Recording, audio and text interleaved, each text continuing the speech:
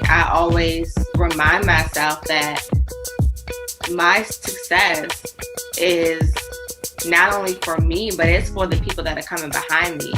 What would I be showing those artists that send me messages saying they look up to me if I gave up? What would I be teaching my sister? You know, what would I be showing my family? And what would I be telling my future daughter that, oh, I used to be this amazing makeup artist. I even had an Emmy on my resume, but I quit. I can't do that. Welcome to the Friends in Beauty podcast, a safe space for ambitious beauty industry creatives to have real talk, get real answers, and practical tools to grow their businesses. My name is Aquia Robinson, and I'm a makeup artist, beauty educator, and the creator of Friends in Beauty. I created Friends in Beauty to support like-minded creatives just like you on their quest to connect, network, and build genuine relationships within the beauty community. Join me every week as me and my special guests reveal the keys to success and longevity in the beauty industry, and most importantly, have fun while doing it. You ready? Hey, it's your best friend in beauty, Aquia Robinson. Welcome back to another episode of the Friends in Beauty podcast. So today in the Friends in Beauty guest chair, we have Brittany Rogers, a professional makeup artist based in the DMV area, which is DC, Maryland, and Virginia, if you don't know, and also serving New York City. So fun fact, Brittany was my makeup teacher when I attended Bennett Career Institute, and she definitely helped to jumpstart my career in this industry, for which I am forever grateful for. I just knew I had to have her as my first guest on the show, and I can't wait for you to hear this interview. So let's jump into her official bio. Stunned by the physical and emotional change she witnessed in her teens when a professional makeup artist artfully transformed her mother during a difficult time, makeup for Brittany was love at first sight. That experience, coupled with her love of painting, drawing, and fashion, inspired her to practice makeup on her friends and family and seek formal education until professional opportunities began to present themselves. Brittany says, as an artist, makeup is a tool I use to help my client express her inner beauty on the outside. To date, she has worked with cosmetics and lifestyle brands such as Revlon, Cream of Nature, BMW, Essence and Nylon magazines, and television projects Insomnia Nights, Kringle in Time, and Emmy Award-winning film Rivermint, and also New York fashion shows for Byron Lars and Emerge brands. In today's episode, we talk about what inspired Brittany to want to become a makeup artist and how she discovered her love for the TV and film industry, as well as how you can get started in TV and film and what to expect. We also talk about dealing with family and friends who don't support your dreams, how she keeps her mindset tough, and how she's coping during the COVID-19 pandemic. So let's get into it. Welcome to the Friends of Beauty podcast, Brittany. Thank you. So excited to be on. I'm really excited to have you, honestly, because when I first thought about doing a podcast, I knew for sure that the intro episodes, I wanted to have people who have influenced my career from like the very beginning. And of course, you're one of those people because you were my teacher. And a lot of people don't know that until I actually tell them, like, Brittany was my teacher. And you were so young at the time. I remember like thinking like, this young girl, what's she about to teach me about makeup? But you taught me so much.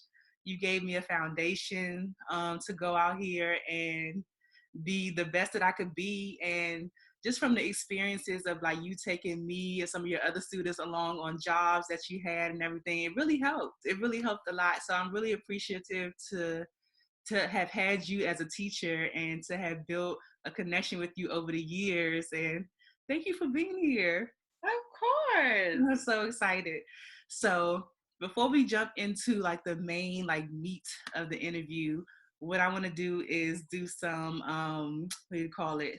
Icebreakers. Some icebreaker questions, just so the listeners can get to know you a little bit more. It's like nothing about beauty at all. Okay. Cool. All right. So give us 3 random facts about you. I have 9 siblings. You almost there with me. Girl. I got like 11 or 12.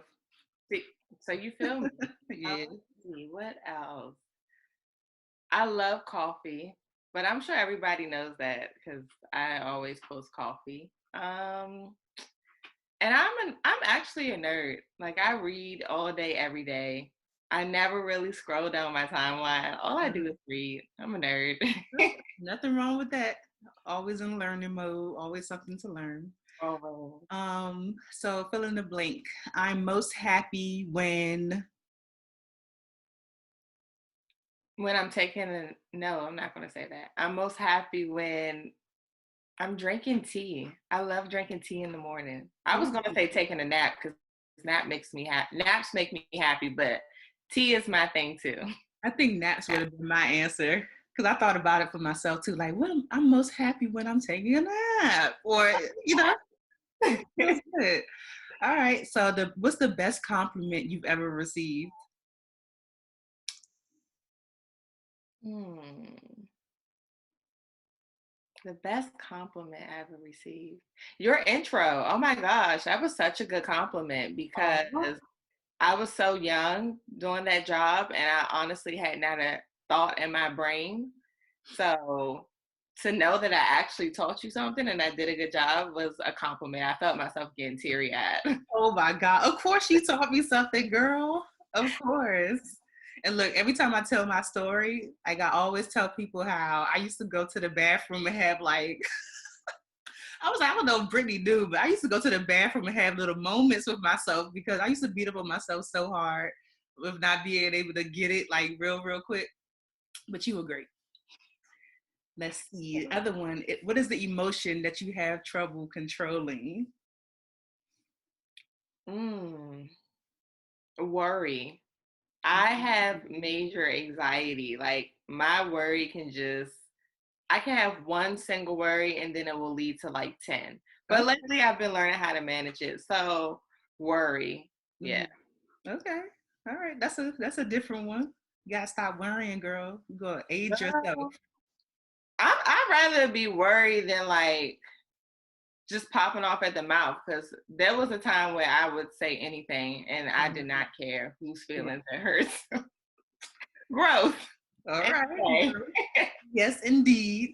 And the other one is if you weren't a makeup artist, what would you want to be? I think I would be like a child therapist, like a psychiatrist or something. I Okay. really like the study of little kids' brains and seeing how they develop. Mhm. So probably something like that, psychiatrist. Awesome. Well, that was the end of the random icebreakers. So we could definitely jump in and just start chatting. I really want to know like about your journey in the industry. Like when did your first interest of makeup emerge and where did it lead you?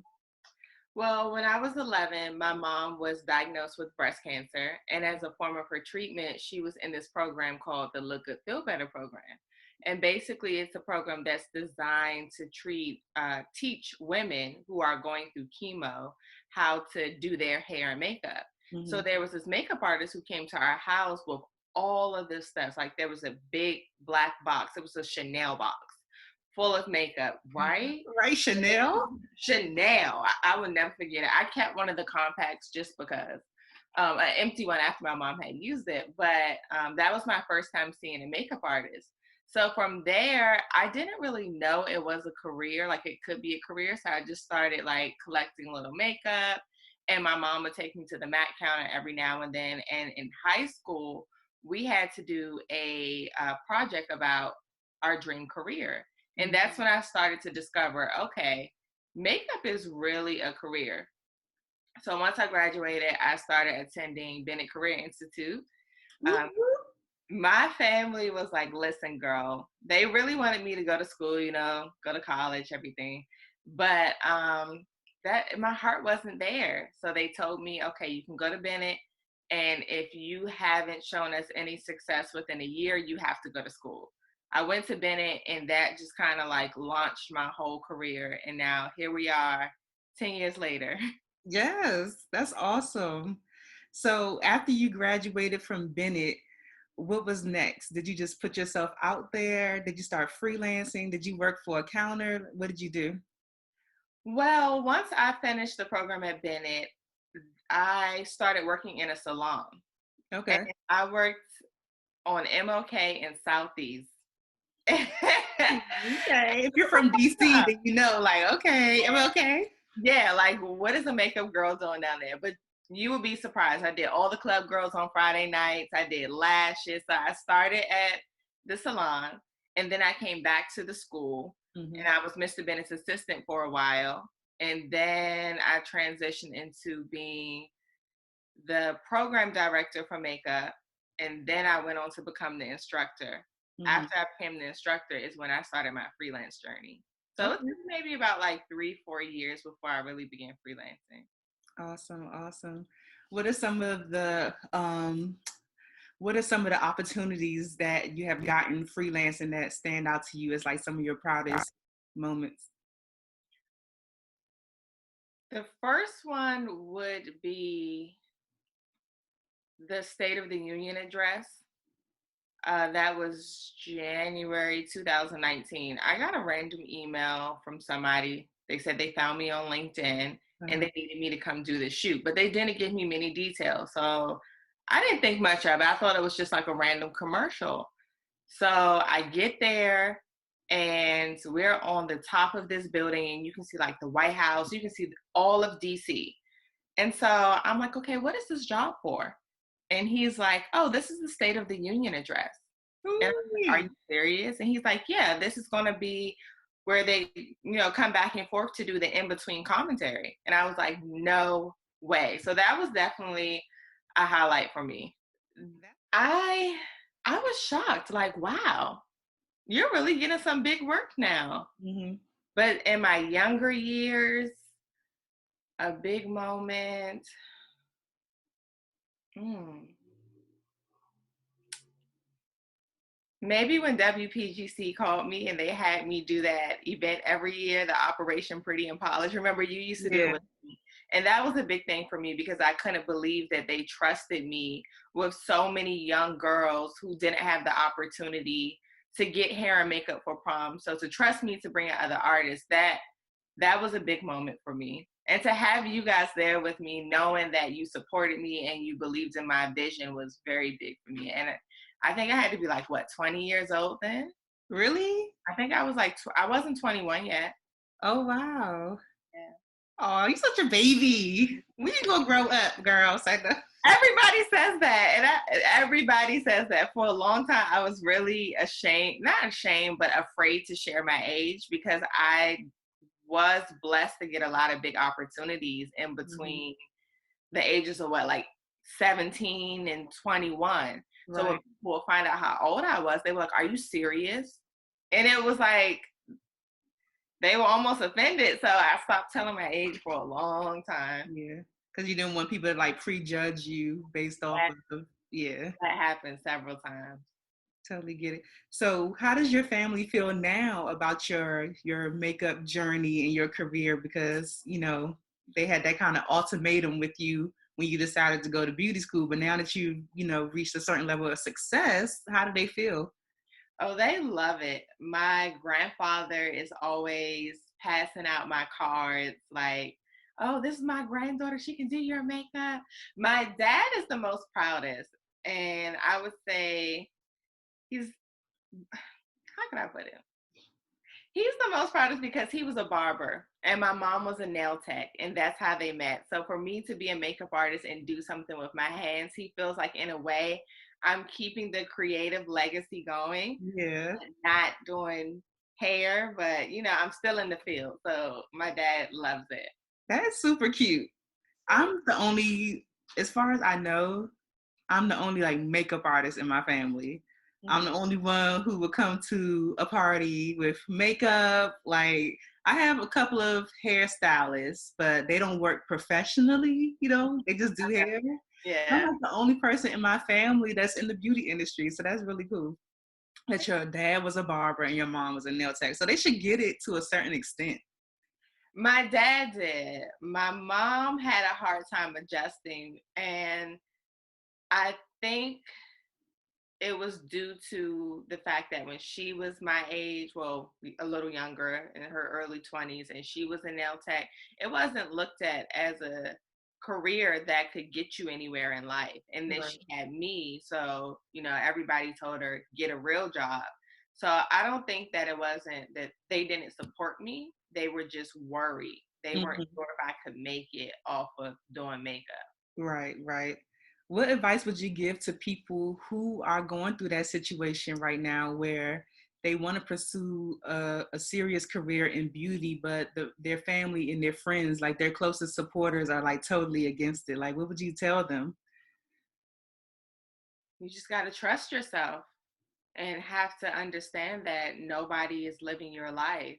You Mm-hmm. know, your mom's legs can't walk your mountain. So if that is something you want to do, being in the beauty industry or whatever, if they say they don't have, if they're not supporting you, keep pushing. And sometimes it's not even that they don't support you, they're scared or Right. they just don't understand. So I remember there was a time that I got a full-time job for about 2, 3 years because I felt like it was the right thing to do. And I was so miserable. And I promised myself I would never compromise my happiness for what somebody else thought was the dream. Mm-hmm. So Right. keep pushing. So, what are some of your business values when it comes to dealing with your clients?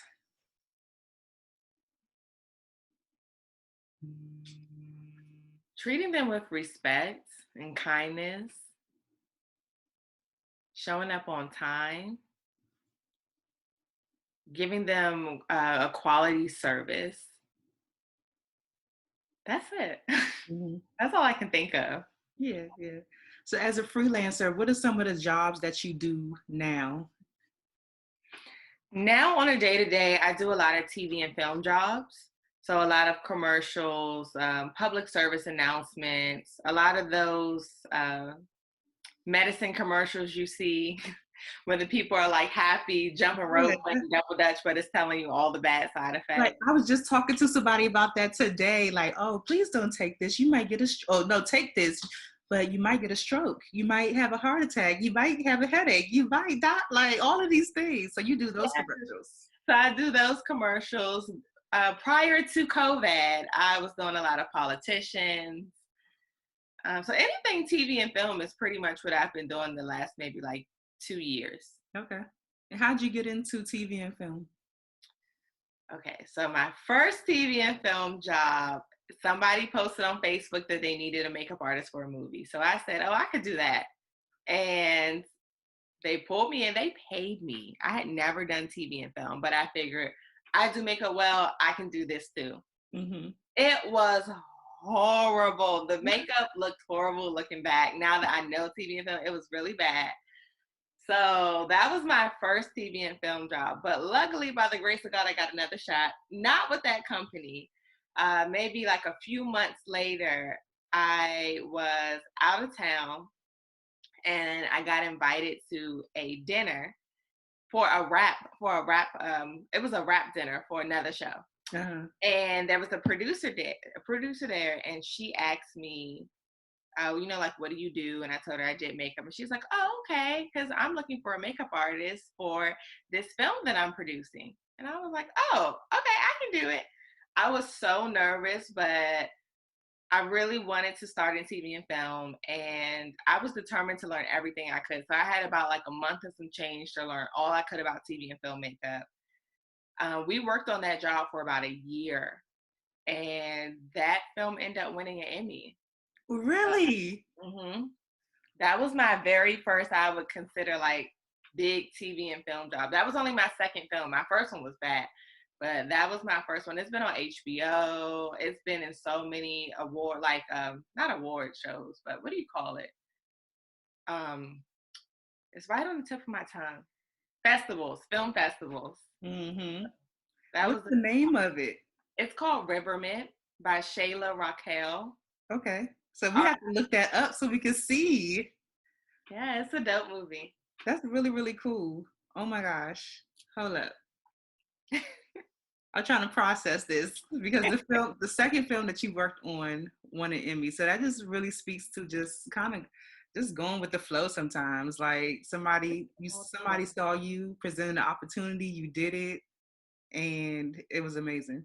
And if I'm being honest, the first film job that I got, the pay was really good. And I needed the pay as a freelancer. I was just coming off of quitting my full-time job with only like $600 to my name, which was so stupid.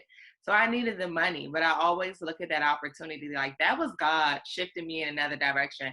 I never had any desire to be in TV and film until I got into it. And I was like, oh my gosh, I really love this. Yeah.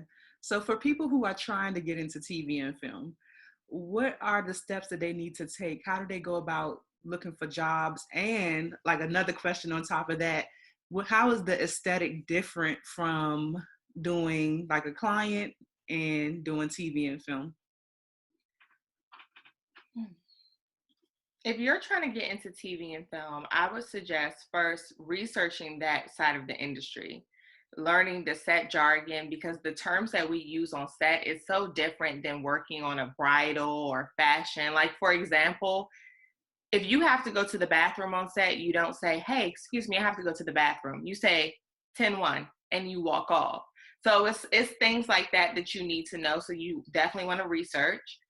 And then I would say assist the artist who works in TV and film, because there's a lot of pressure working on that kind of job, because if you're working on a live show, once that makeup is on there, it's on there. You may never know when the next time you'll have to step in. I mean, you have the monitor, but if they're moving slow on time and you don't get last looks and you're not able to touch up and it looks bad, that's your ass.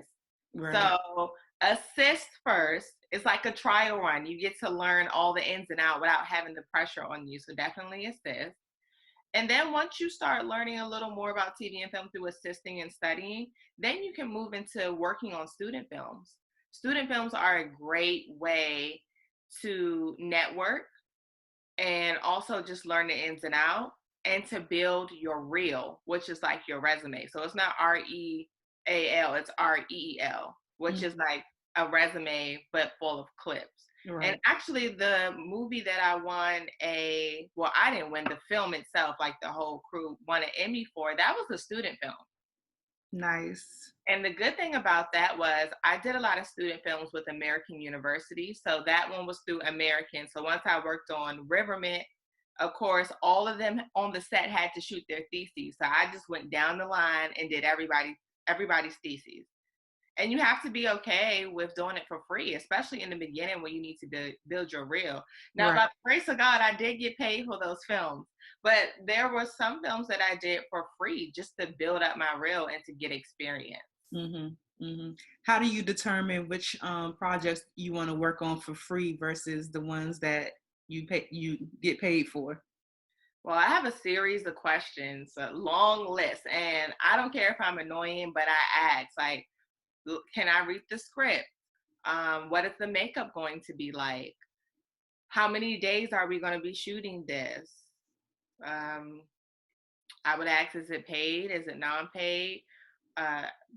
Where do they end up? What do they see themselves doing with the film in the future? Is it going to be on a network? Are you putting it into film festivals? So just things like that to see if it's really going to benefit me. But if it's just one of those things like, okay, I need to learn, then I'll take it. But it all depends.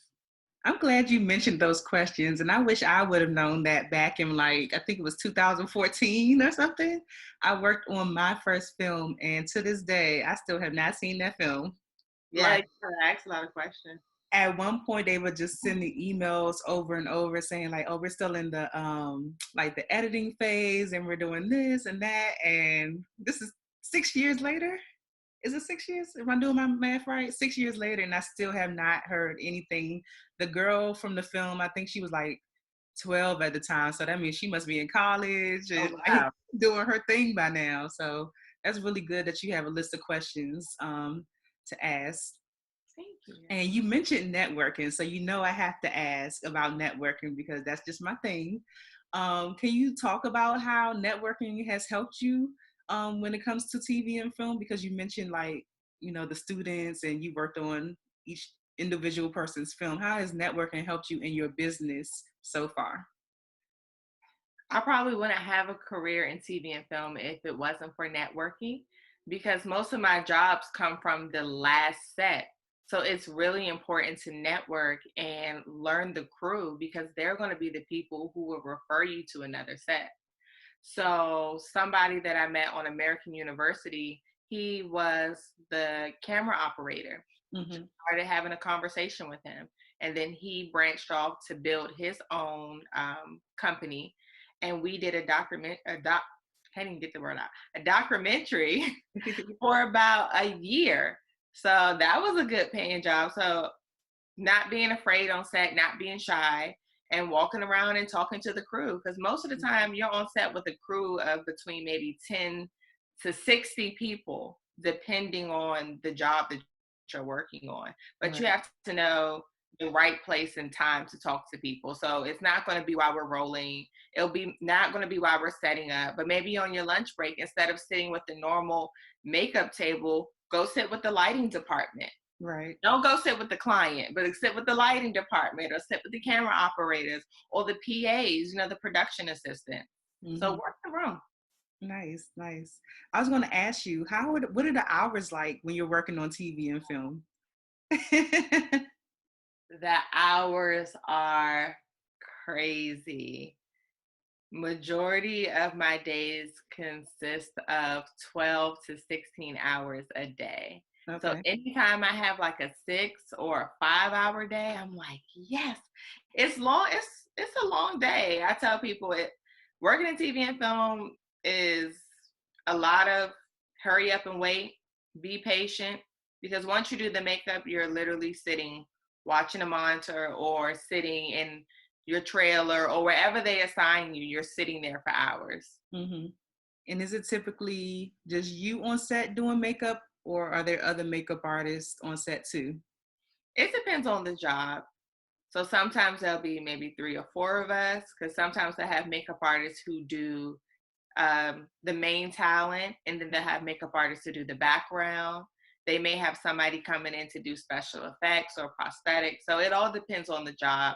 But my everyday jobs, it's normally just me, maybe 2 other artists, but. As far as the makeup goes on set, do they give you direction as far as how the character is going to look, or do you have any input in coming up with how the character's makeup is going to be, or is it just straightforward, like they just give you direction and like that's it? Again, it depends on the job. Mm-hmm. Sometimes I'll work with producers and they'll say, hey, here's the mood board. Here's exactly how we want the makeup to look. This is what we're thinking as far as lip shades. Like, they'll have it all broken down. Sometimes I'll work on sets where they say, hey, Brittany, can you read the script and do a script breakdown? And that's when I can just go through and say, oh, okay, she was crying on the bus stop. She's crying at the bus stop. Does she have more makeup? Is her mascara running? So then I can go through and write down how I think the makeup should look for that character. Mm-hmm. Or let's say they say, okay, she has a mullet and she wears all black and chains. You're immediately thinking, oh, she's emo. So now you're going to look up, what does emo makeup look like? So it depends. So when I get jobs like that, I really go through and read the script a few times to see, what is this character like and what will her makeup look like? And then we may have a meeting, and then I can present that to the producers, and we'll have a dialogue, go back and forth about what we think the makeup should look like. If it's just a regular politician, or let's just say a client interview, I'm just getting the camera ready. So taking down the shine, maybe doing like a little eyeshadow, a little blush, just to make sure that they look appropriate on camera. Nice, nice. And for people who don't know about TV and film, what is the pay like? Because, we want to know about the coins. You don't have to tell us exactly like what you get paid, but what is the pay process like? And like, do they make it worthwhile? Is it worth your time sitting there for 12, 16 hours? It's worth your time. In Maryland and the DMV area, the starting rate is, I want to say, between $500 and $600 a day. Mhm. And so as you progress in your career, of course, you can ask for more. So you're getting paid a day rate. So Mhm. if you're working maybe, let's say what, let's pull out the calculator so I can be accurate. If you're working 10 days and you're getting paid $800 a day, that's $8,000. I didn't need a calculator for that. That's $8,000. So you do make a lot of money. That's more than somebody would make maybe in like a week or two weeks, and you made that in maybe what 10 days or Right. 3 days at $600 a day. So it all depends on what you establish, what you create as your day rate. Now the only back into that is depending on the production team. Most jobs are between net 15 and net 30, meaning that you get your paycheck 30 days after production. But then there's also a trick to that. Production can end, let's say today, which is Saturday. But if Mhm. you don't submit your invoice until next Thursday, that's when the 30 days start. Got you. Got you. So you It's definitely. worth it. Go ahead. I say it's worth it. You get paid a lot, but not in the beginning. You got to work your way up. Because Mhm. I was talking to somebody recently, and she did a Netflix special. And she said, "Oh, girl, we got paid $3,000 a day." Oh, I said, "What?" point me in the direction of Netflix. Point me in the direction, okay? I want to get that $3,000. And I feel like Netflix probably has a lot of work right now because every time I'm on Netflix, it's always a whole bunch of new like Netflix originals, all Mm-hmm. like international, like domestic, all types of stuff. So Netflix, okay, Netflix. Yeah. It was because who she was working with too. I can't say who she was working with because it's not, Mhm. but it's a really good person. Also, the other good thing about working in TV and film that I like, let's say if your day rate was 1,000, but they go overtime, depending on the job. And if you're in the union or not, you can get overtime pay. Mhm. So one time I got paid like an extra $400 just for 30 minutes. I was like, oh my gosh. Yes, you need me to stay late any other days? Right. I was like, y'all want me to stay a few more minutes? I got you. Whatever you need. Right. I was going to ask you about the union too. Is that something that you're considering? I am currently doing all of my paperwork for the union. It's a Mhm. process. It It's a is. little scary too, because you have to have, I think, 120 days of work, meaning you have to have 120 call sheets. You have to do a portfolio, but your portfolio can't consist of any retouch images. So you're giving just straight images of clients that you've done. You also have to have part of your book be special effects and bald caps, because if you're working on a set and they say, hey, we need him to have a black eye, we want him to be bald, and we want them to have a full beard. That's not hair anymore. That's you. If it's Mhm. from here and up, the neck and up, that's now your department. So you have Right. to know how to lay facial hair, do bald caps, and any types of like black eyes, wounds. Of course, if it's something major, then they'll have like the prosthetic team come in. But for small cuts and bruises, that's Mhm. something you have to know how to do. So you have to give them 120 days. I believe you give them 2 reference letters, and then you have to send them your book, your portfolio. But like I said, it's not like your regular port. And then you submit it to the board, and you either get in or you don't. And if you don't get in, they don't tell you what you did wrong. They just have to keep doing it until you get in. And then once you get accepted, you have to pay a $3,000 fee. Mhm. So That I'm makes sense. currently in the process of getting my book together. Nice, nice. And one thing too that I didn't realize, because at one point I was interested in TV and film, so I was trying to put all of my stuff together. Then I gave up because it is a process. Mhm. But if you do both, like hair and makeup, what I didn't realize is like you have to choose. You can't go into the union for both. So if you have a love for both, you're gonna have to make a decision on what you want to go into the union for. Right. Yeah, you can't do both. Mm. And honestly, it's easier to get into union if you do hair. Mm. The requirements aren't as detailed as makeup. I can see that. I can see how that could be totally. And I think a lot of hairdressers just don't apply for unions. So there was a time, maybe like last year or the year before last, they were just letting hairstylists in the union. They had a lack, so they were like, "Girl, just come on." Oh wow. Hey, I wish I would have known. I could do a little something, something, you know. I'm gonna be honest. Any job that requires me to do hair, I kind of cringe. I'm like, oh no, I can do it, but it's not Right. my favorite. True, true. So, another question for you. What are some of the challenges that you deal with in your business now that you're seasoned versus the challenges that you had to deal with when you first started? Okay, this is gonna sound really silly, but I didn't carry a set bag with me on set. That was something that like changed my life once I started. So I didn't know that when you're working in TV and film, you have to run behind these characters all day or actors. Sometimes you have to move in different areas and you need to touch them up. So I would just have like this little Zuka bag full of makeup and my brushes. Uh-huh. It's not like you can say, hey, come off set for me real quick. No, you got to jump in there. So having that bag and keeping my snacks and the makeup and everything else, that was something that really helped me out.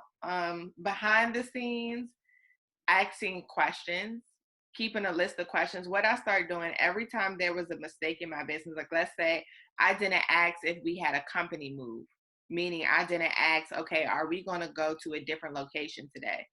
And then, sorry, that was my line. I didn't ask if we were having a company move. So now they're like, oh, okay, we're going to 2 locations. And I'm on set like, what? So I would just start writing down what I would consider my pain points.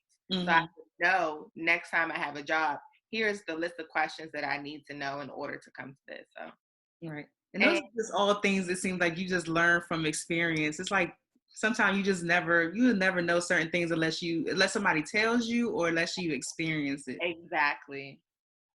Because I know for me, I'm like an overthinker by nature. So I'm already like, if somebody tells me they want me to do a job, I'm already thinking about all these different things that might be required of me. And then I get there and it's not even as serious as I thought it was going to be.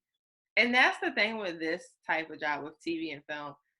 Sometimes you can get on set and you have your makeup packed for this particular look that they said they wanted. But then next thing you know, it's like, oh, nope, we're going to change the look. So in a way, being an overthinker is good with this type of job because I pack everything. Sometimes I come with like 2, 3 bags and I don't even need that. But you never know. Nice. What does your kit look like for TV and film versus your traditional I'm just going to clients look? Because that's one thing I always get on my students about. When they come to my classes, they have more makeup than I even own. So I'm just going to tell them from now on, like, you probably should go to TV and film because you got everything.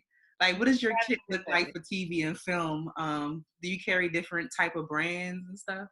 I do. I carry a lot of foundations, a lot of foundation palettes, small palettes that I can throw into my set bag.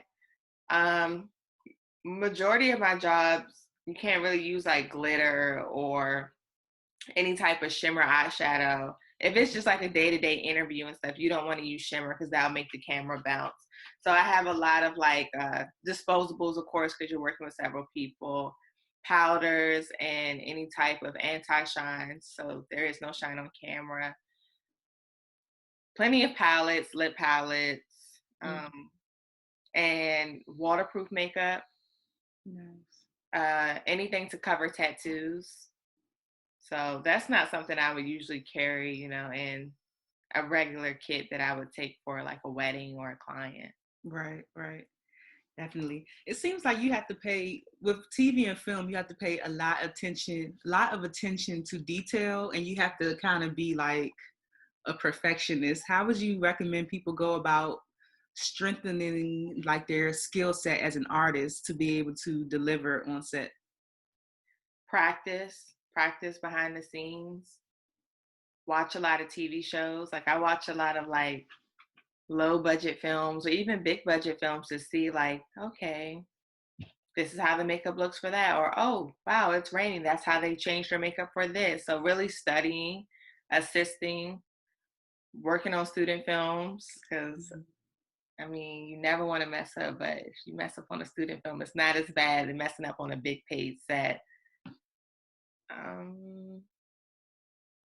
Taking classes for sure. Nice.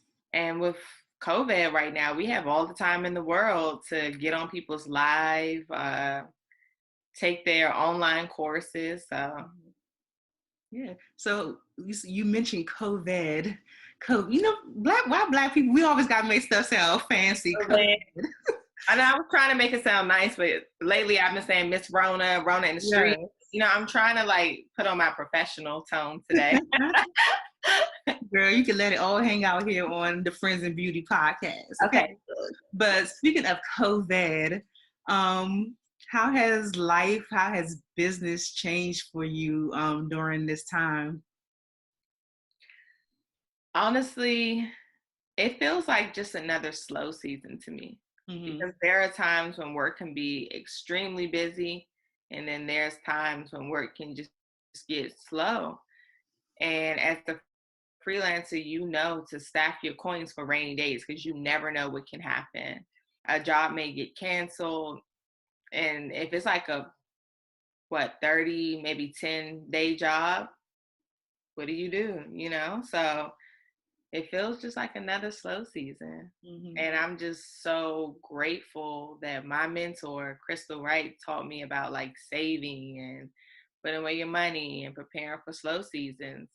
So the only adjustment has been I'm not used to being in the house this long and sitting down this long. So the first week or two, I was like, man, I need to go outside. What do I do all day? I'm usually sitting somewhere watching somebody speak for like 12 hours. So what have you been doing to keep yourself busy? Reading, taking online classes for branding and marketing because I feel like I need to up my Instagram a little bit. Okay. So just trying to learn about social media world, sleeping, eating ice cream. I hope you're working out too. I have been working out. I did. Not consistently. I think last week I worked out like 3 days.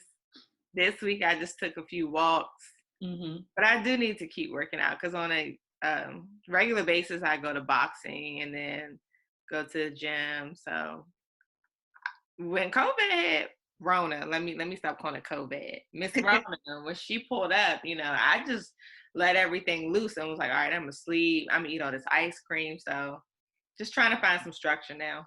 I am determined to come out of quarantine snatched. Okay. So I've been working out. Yes. Because it's easy. Like when you're in the house, it's just easy, like just to eat, just to chill, go to sleep, all of that good stuff. So I've been doing really good with being productive and everything, hence starting this podcast that I've been sitting on for quite some time and other things that I've been sitting on. And not really feeling like the pressure of having to get it done like immediately. Just kind of like letting it unfold on its own has been really, really cool. And just being able to sit with yourself for a little bit and hear your thoughts, because I know like in a normal day or a normal month-to-month basis with just grinding for your business, he kind of start to lose sight of like, what was I doing again? Like, what was I? Okay. But during this time, I've been able to like really sit and really figure out what I really want to do. So I'm enjoying it. I have been enjoying it. I feel bad saying that, but I have been enjoying it. I mean, I enjoy the time, but not the actual reason why we got the time. I'll say right. I feel now. I will say, child, this thing got me a little paranoid. The first couple days, I was like, oh no, nobody can come over. No, I'm sorry. I haven't seen my grandparents in like a month, and they are going nuts. But I'm like, listen, I don't even want to pull up in the driveway. Like I'm serious. So FaceTime it has been, but I've been enjoying the downtime. Like you said, just getting still with myself. I love to journal.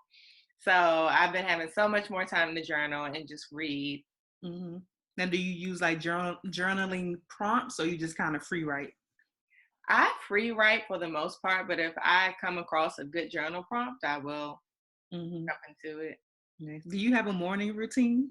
I do. What's your morning routine? Because I know that just looking at different successful people, it seems like all successful people have a consistent morning routine that they do that just kind of jumpstarts their day and like makes them like super duper productive. So what is your morning routine? My morning routine is I wake up. Now I try to wake up between like 6 and 6:45, but some mornings it's like 9:30, 10, but that ain't no problem. As long as I do the routine, it's good. So I get up in the morning. I pray as soon as I wake up. I go in the bathroom, wash my face, brush my teeth. Then I'll go make tea. Lately, I now usually I love drinking coffee in the morning, but I've been trying to cut back. So I've been drinking tea with fresh ginger and turmeric green tea. Then I like to turn on like some meditation music or like sound bowl, sound bowls. I'll light a candle or turn on my diffuser. I will meditate for about 15 minutes. Then I journal. I do like a mind dump. So I feel like at least 2 pages of whatever comes to mind. So nothing is off limits. And then I do my devotional. So I'm currently reading Unshakable by Christine Kane. And I just read a passage every morning, read the scripture, and just pray. But I write all my prayers down in a prayer journal. So that is my morning routine. Nice. I love it. Do you really feel like it makes a difference? Like if you don't do your morning routine, does it make a difference in your day? It does. It does. I feel so off if I haven't done my morning routine. So I have to, like, I don't care if I wake up at 9:30 and I got to be out the house by 10:15. I'm going to do my morning routine. I have to do it. It's just like, it centers me. That's my time of the day where I get centered. If I have a job and I got to be there at 5, I got to wake up at like 3 so I can do my morning routine. And I like to spend like an hour and 30 minutes with myself if I can. But if I don't have that, I'll give myself at least like 30 minutes. Nice. How important do you think mindset is when it comes to running a beauty business? Oh, your mindset is everything because you're only as good as you think you are. A lot of people don't know that your thoughts will block you from doing so much. And then if you don't have a emotionally not, how do I want to say that? Like grounded? If you're not grounded or if you don't have a good emotional hygiene in a sense, like the things that you do to take care of your inside, whatever brokenness is in you will multiply in your business. And maybe that is like you have no handle on your mouth and next thing you know, you going off on clients. You know what I mean? So it's really important to take care of your mental health. And seeing as though this is a business where you get told no a lot, it's easy to take it personal. So you just gotta really stay grounded. Nice. What are some things that you do to keep your mindset like tough? Prayer. I pray a lot. I go to church. I love church. Worship music, meditation, journaling, therapy. So that's how I keep myself emotionally strong. Reading. I love to read. And I always read a book for whatever I'm going through at the moment. Okay. So if I feel like, okay, I haven't been compassionate with myself, I'm going to read more about compassion. So really not being afraid to challenge yourself and look at the parts of yourself that aren't at 100%. Nice. I love that. Thanks for sharing that. That was amazing. Is there anything that you still doubt yourself on? Because I know that there's a misconception that the more successful that we get, it just seems like they just don't have a care in the world. Like everything is just great. Do you have anything that you still kind of doubt yourself on? Oh my gosh, yes. I doubt myself on doing podcast interviews. Get out of here. speak. Anything, any live, anything where I have to speak, I always get really nervous because I had braces for years. You remember when I had braces? Yeah. And it put a struggle on the way that I spoke. So I still have, look, I'm getting nervous now. I still tend to get self-conscious about my speech at times. So that's been a struggle for me. And it's more so nerves because then I'll do a live or do a podcast or whatever, just go speak to a class and they'll say like, oh my gosh, that was amazing. And I'm like, really? You made it really never is as bad as we make it up to be in our heads, for real. It really isn't. That's so true. It never is. It's like once you do it, it's like, what was I waiting on this whole time? That was great. Let's do it again. Right? Totally. Are you going to ever get back into teaching?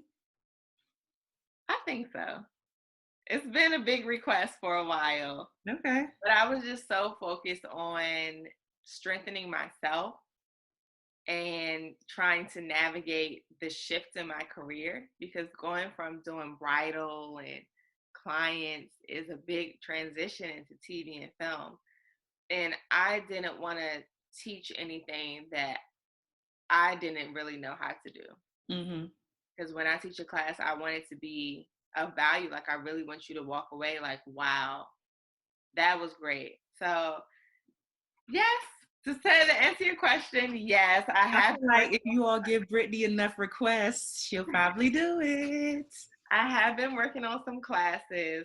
Rona kind of, threw a wrench in the whole plans, but I'm really excited for outside to open back up so I can drop this stuff. Yes, definitely. So what else is next? What's next for Brittany Rogers?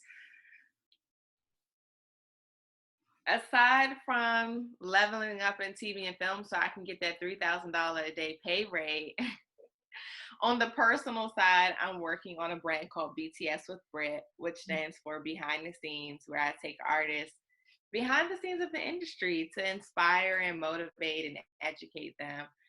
So it's going to be a YouTube channel. So we've been shooting content for that since like September of last year, because it's not your average, like, hi guys, welcome back to my channel. I'm really taking you into my job. So that's it, BTS with Brit. And then BTS with Brit, the podcast.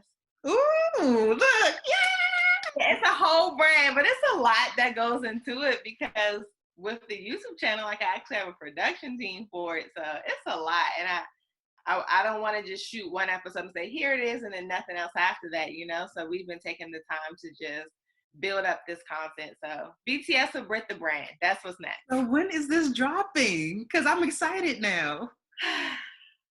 The videos, I want to drop them by September. Okay. I mean, not only will it be on YouTube, but there's another platform. There's a subscription service that comes with it. I'm telling so much. Y'all getting all the exclusive. Yeah, all the tea. Give it to us. The podcast, although we've recorded a few episodes, because I want some extra things added, I'm going to be honest, I don't know. Maybe I'll do a few solo episodes and drop it later in the month or next month. But my vision was to be in a studio because, it's behind the scenes. Well, we look forward to seeing it. I know I do. I'm excited now. And I always tell people, you got to put a date to it. You got to put a solid date. You have to put a date to it. And you know what? You just motivated me to put a date to it, because the guy who's producing my podcast, my engineer, has been like, excuse me, the Judge Judy meme, like, what's going on? So it's one of those things where I just got to get out of my mind. So you have definitely motivated me. So I will put a date to it soon. I probably shouldn't even said it. Nope, you should have said that. It was perfect that you said it, because now we're going to be looking for it, and we go hold you accountable. Okay, it's coming soon. We can't wait to see it. So before you go, I want to ask you some Friends in Beauty rapid fire questions. So just answer like the first thing that comes to your head and just let us know what you're thinking. So the first one is, what are the top 3 keys to your success? God, patience, being humbling yourself to learn and to say, I don't know. and be open to new opportunities. Nice. How do you measure your success?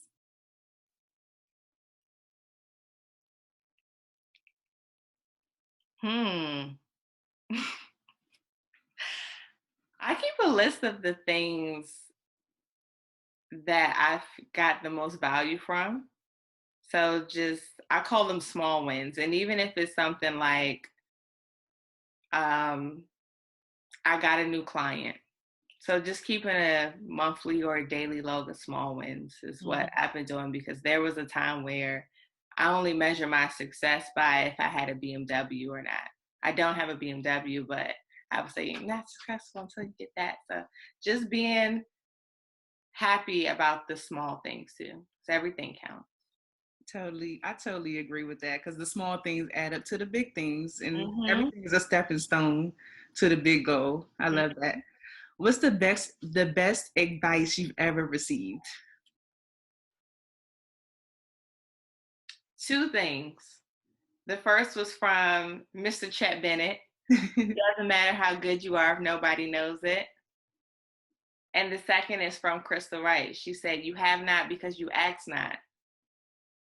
So, Love both of those. What advice would you give to somebody right now who is just ready to give up and throw in the towel on their dreams of being in the beauty industry? don't give up, because you may be one job away from your breakthrough. Hmm. I hate to make it so simple, but there are many days that I've cried, that I've said, you know what, forget this. I am getting a 9 to 5. Like, don't give up, because after every breakdown I had, there was a breakthrough waiting. I think in my head I'm about to get a 9 to 5 like every month. Child, Like at least once a month. I'm like, you know what? I think I'm gonna get a job. I'll be about to get a job. But I'd be fooling myself if I did that because I hate working for people and it just wouldn't work. I would be miserable. So Mhm. I just got to keep on pushing through. We all have those thoughts of like, quitting. But I always like to say too, like, I feel like it's too many people who are relying on me to win so that they can feel like, they're winning. So I can't give up That is because of them. another thing. I always remind myself that my success is not only for me, but it's for the people that are coming behind me. What Mm, would I be showing those artists that send me messages saying they look up to me if I gave up? What would I be teaching my sister? What would I be showing my family? And what would I be telling my future daughter that, oh, I used to be this amazing makeup artist. I even had an Emmy on my resume, but I quit. I can't do that. So yeah, yeah. And what's a resource that has helped you tremendously in your business that you can share with the Friends in Beauty community? mm, Crystal Wright. I mean, I know if y'all listen to my lives, I talk about her all the time. But when I tell you, Miss Wright, She's the truth. child, she snatched me up and snatched me together. Okay, I did a personal one-on-one session with her for a few months.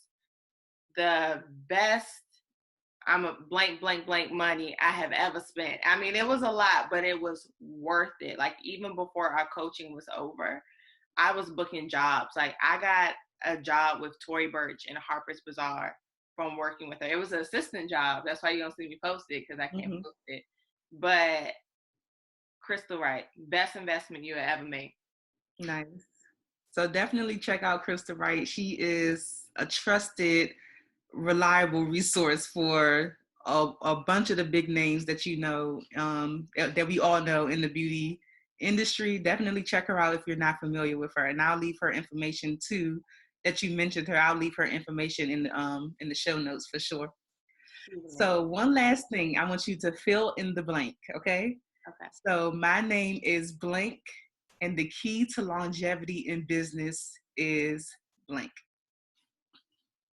My name is Brittany Rogers, and the key to longevity in business is faith. We love it. Thank you so much, Brittany. Tell everybody where they can find you after this interview. You can find me on Instagram at _ Brittany, BRITTANY, Rogers, ROGERS. And the same on Facebook, Brittany Rogers. Yay. I'm so excited. Oh my gosh. This was amazing, Brittany. Thank you so much for blessing us with your presence for the Friends in Beauty podcast.